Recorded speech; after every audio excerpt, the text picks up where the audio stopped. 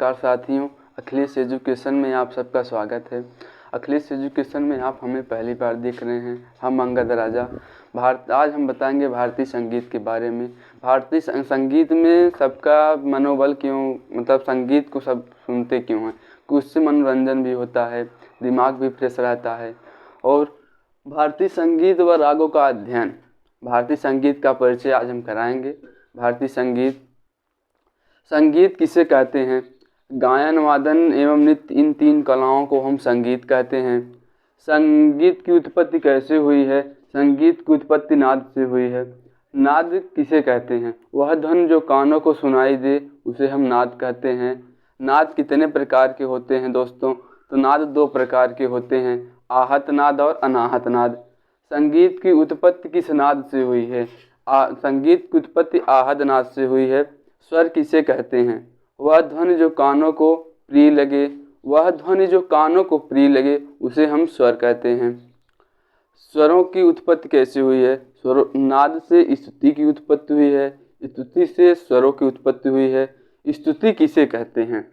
वह छोटी छोटी आवाज़ें जिनके बीच का फासला कम हो, उसे हम स्तुति कहते हैं। मूल स्वर की संख्या व नाम बताइए। मूल स्वर कितने हैं? मूल स्वर दोस्तों 7 होते हैं। मूल स्वर 7 होते हैं।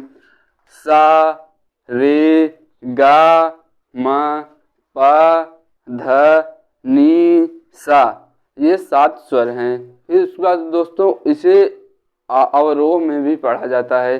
सा, नी, ध, प, म, ग, रे, सा। तो इसके दोस्तों सारे गामा पा धा नी सा के पूरे नाम, इसके पूरे नाम ये 7 स्वर हैं दोस्तों।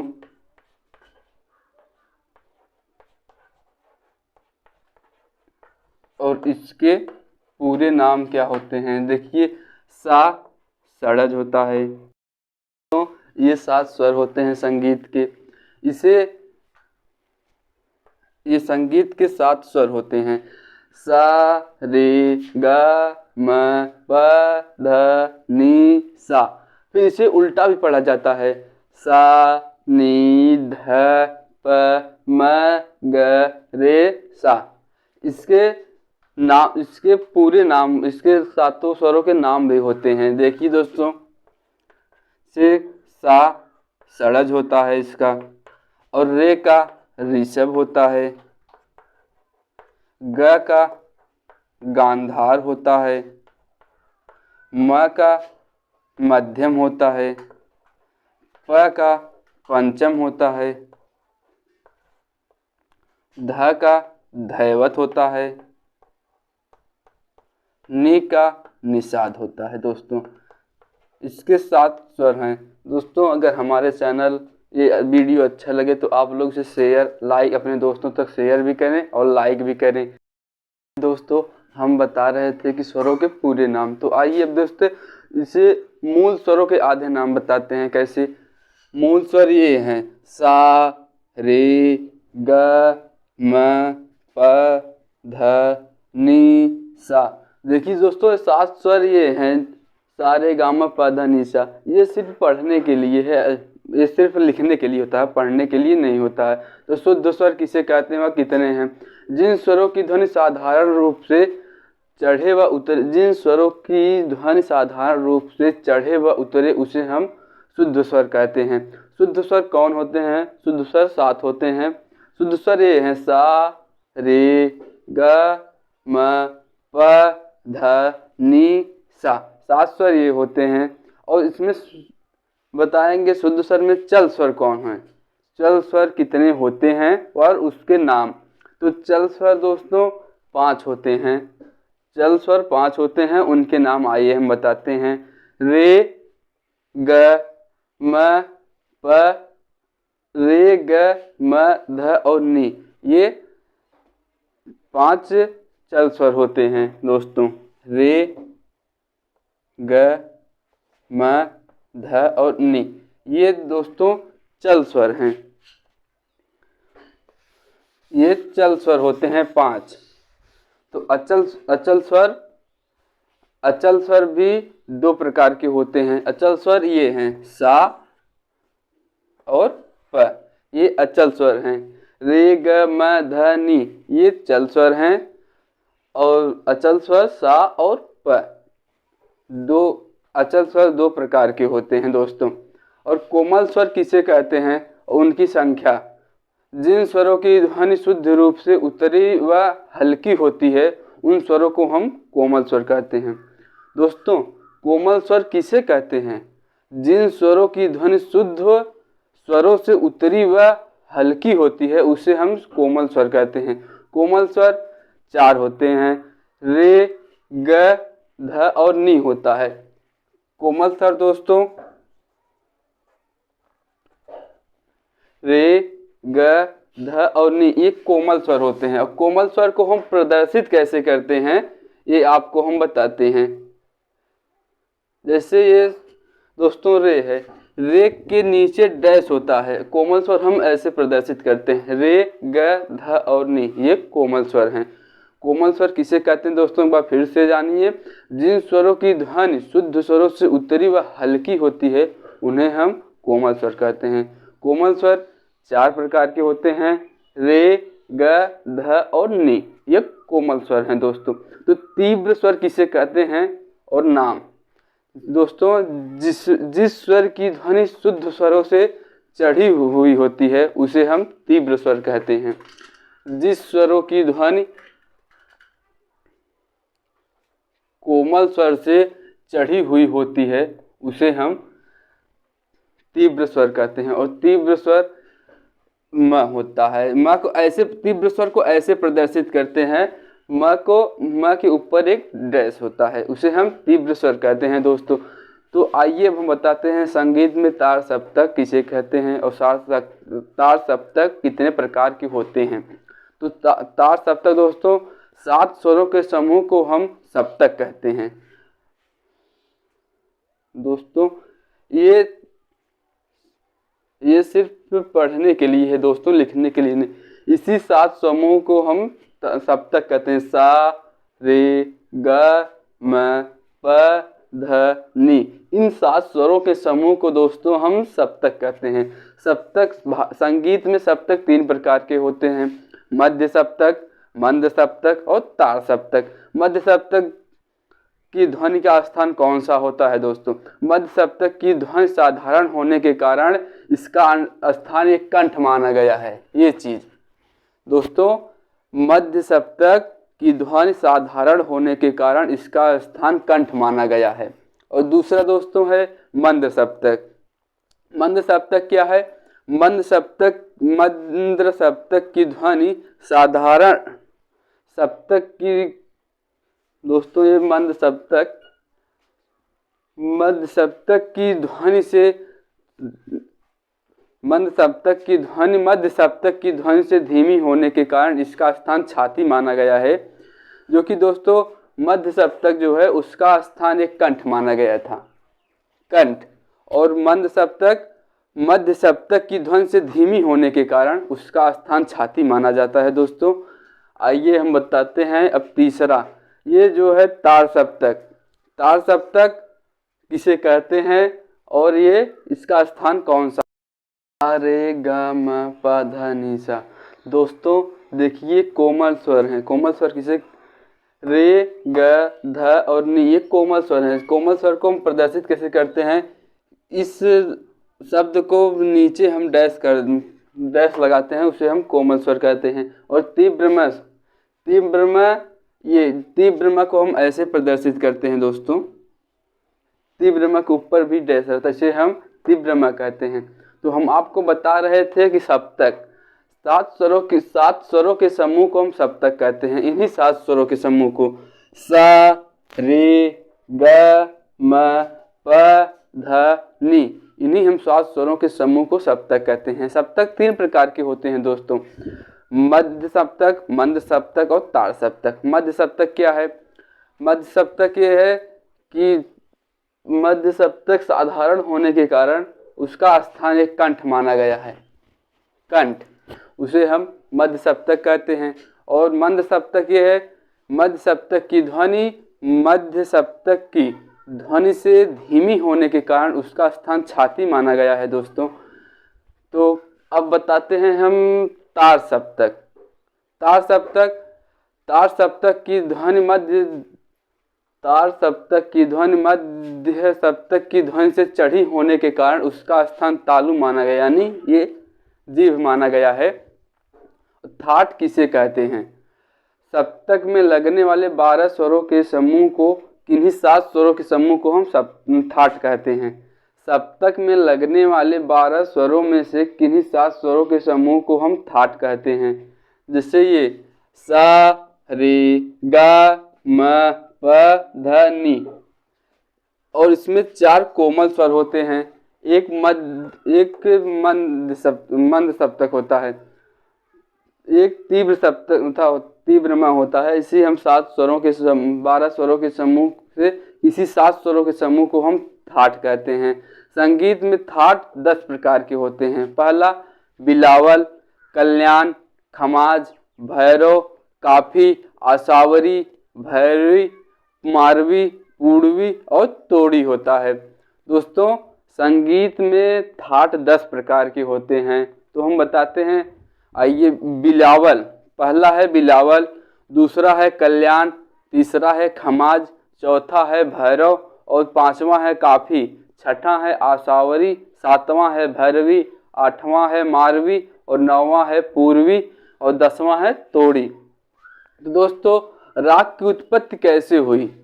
राग की उत्पत्ति थाट से हुई है। राग कैसे बनते हैं?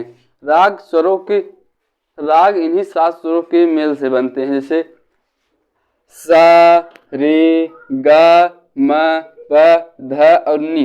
इन्हीं 7 स्वरों के समूह से राग बनते हैं। राग में मुख्य जाति कितनी होती है? राग में दोस्तों मुख्य 3 जाति होती है, संपूर्ण, साड़व और अवड़व। रागों में उपजातियों के नाम। राग में दोस्तों उपजातियां 9 होती हैं, संपूर्ण, साड़व संपूर्ण और अवड़व संपूर्ण। साड़व साड़व, साड़व संपूर्ण, अवड़व संपूर्ण, अवड़व संपूर्ण, अवड़व साड़व और अवड़व अवड़व। दोस्तों आरोही किसे कहते हैं? स्वरों के चढ़ाव को, इन्हीं 7 स्वरों के चढ़ाव को हम आरोही कहते हैं। कैसे? चढ़ाव सा, रे, गा, म, प, ध और नी, इन्हीं 7 स्वरों के चढ़ाव को हम आरोही कहते हैं। अवरोही स्वरों के उतराव को, जैसे अब उल्टा आएंगे हम, नी, ध, प, म, ग, रे, सा, इन्हीं 7 स्वरों के उतराव को हम आरोही कहते हैं। रागों में आरोही व अवरोही का होना क्यों आवश्यक है? दोस्तों राग में इसी 7 स्वर से संगीत होता है, इसी 7 स्वरों से संगीत का पूरा हर एक पार्ट इसी 7 स्वरों से होता है। तो दोस्तों आरोही और रागों में आरोही और अवरोही का होना क्यों आवश्यक है? क्योंकि आरोही और अवरोही में राग का होना, उसी से आरोही और अवरोही से ही राग की जात पहचानी जाती है। राग में वादी स्वर क्या महत्व है? राग में जो स्वर अन्य स्वरों से अधिक चढ़े व उतरे वादी स्वर कहलाता है। राग में वादी स्वर का होना क्यों महत्व है? क्योंकि राग में जो स्वर अन्य स्वरों से चढ़े और उतरे उसे वादी स्वर कहते हैं।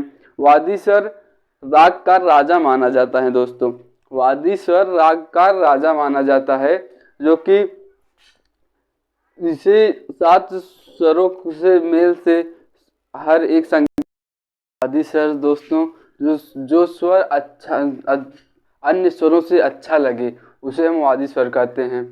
वादी स्वर राग का राजा माना जाता है। वादी स्वर राग का राजा माना जाता है। हम आइए बताते हैं समवादी। समवादी राग में समवादी स्वर वादी स्वर की सहायता करता है।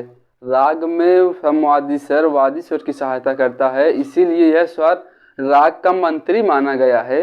इसीलिए यह स्वर राग का मंत्री माना गया है। अब दोस्तों राग समवादी स्वर में राग समवादी स्वर वादी स्वर की सहायता करता है, इसीलिए यह स्वर राग का मंत्री माना गया है। गीत में कितने भाग होते हैं? गीत में 2 भाग होते हैं दोस्तों, एक अस्थाई और एक अंतरा। अस्थाई वह होता है जो मुखड़ा गाया जाता है, गाने में आप देखते होंगे जो मुखड़ा गाया जाता है उसे अस्थाई कहते हैं। और अंतरा जो मुखड़ा के नीचे होता है, जब गाना बजता है पहले मुखड़ा गाते हैं, उसके बाद म्यूजिक बजता है, म्यूजिक बजने के बाद फिर गाना गाया जाता है, उसे हम अंतरा कहते हैं।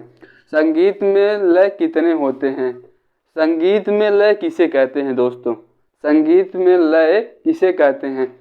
गाने व बजाने व नाचने, इन एक जैसी चाल को हम संगीत लय कहते हैं। ठीक दोस्तों, संगीत में आइए देखते हैं एक बार फिर से, संगीत में लय किसे कहते हैं?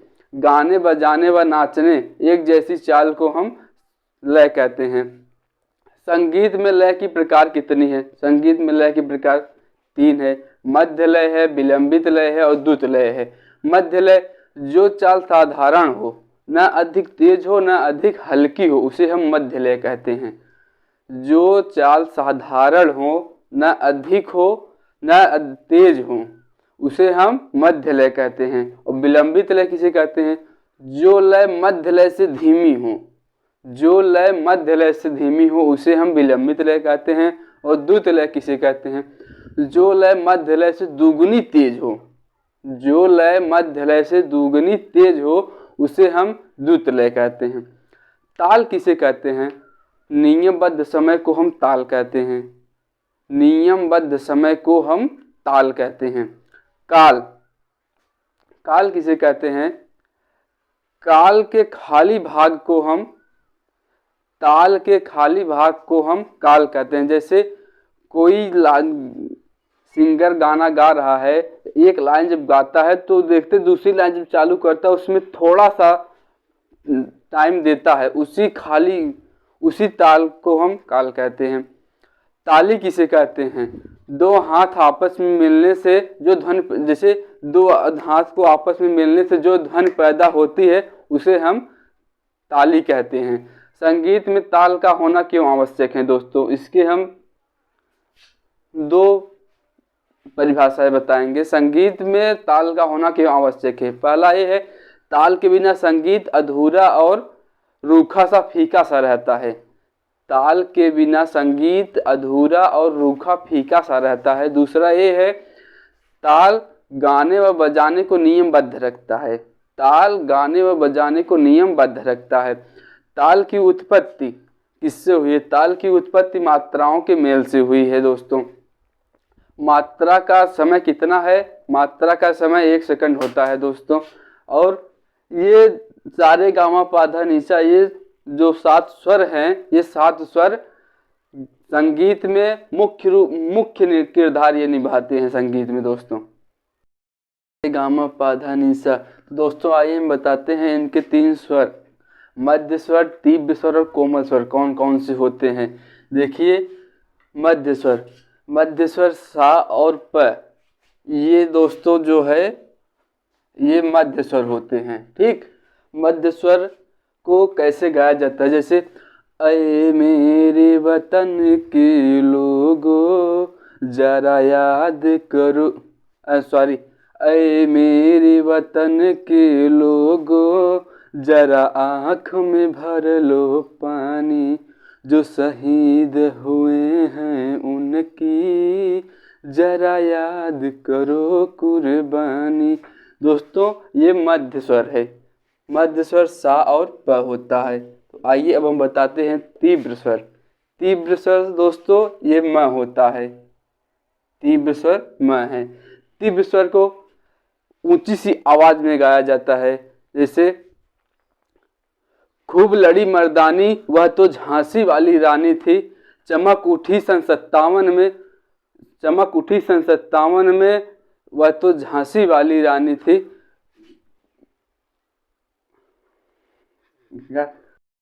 लड़ी मर्दानी, दोस्तों ये ऐसे नहीं गाया जाता है।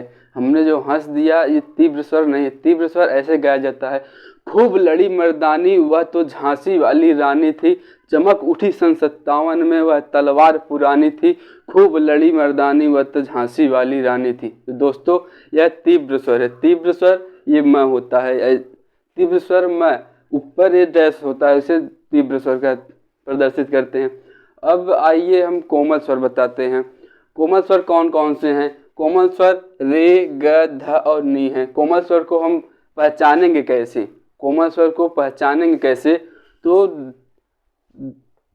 उस शब्द के नीचे डैश दिया रहेगा, नीचे जो शब्द लिखा रहेगा इसमें 7 स्वर। 7 स्वर कौन से? सा, रे, गा, मा, पा, ध और नी। ये 7 स्वर है।